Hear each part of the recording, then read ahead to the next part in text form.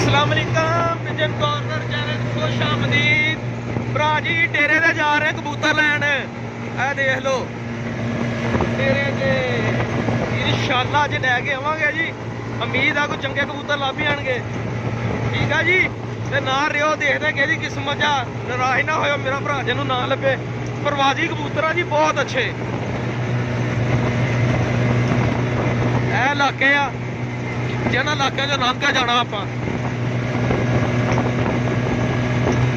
देख लो। तो इंशाल्लाह जी कोशिश करांगे अच्छी शै लियाइए दोस्तों, अच्छी शै दी है। जिन्होंने पिजन कॉर्नर चैनल सबसक्राइब नहीं किया मेहरबानी करके सबसक्राइब कर लो। तो वीडियो लाइक लाजमी करा करो, कमेंट्स लाजमी नीचे गिरिया करो, फिर सानू भी हौसला होता यार भरा साडे नाल ही आ। तो जे असीं पागल वांगू आप वीडियो बना के आप भी देखी जानी, फायदा कोई नहीं है, ठीक है जी। तो काफ़ी टाइम हो गया सानू निकलिया सुबह के, बच्चे स्कूल छड़ के उदों के निकले हैं। अल्लाह खैर करे हुण इंशाल्लाह पहुँच जाना होर अद्धे पौने घंटे तक।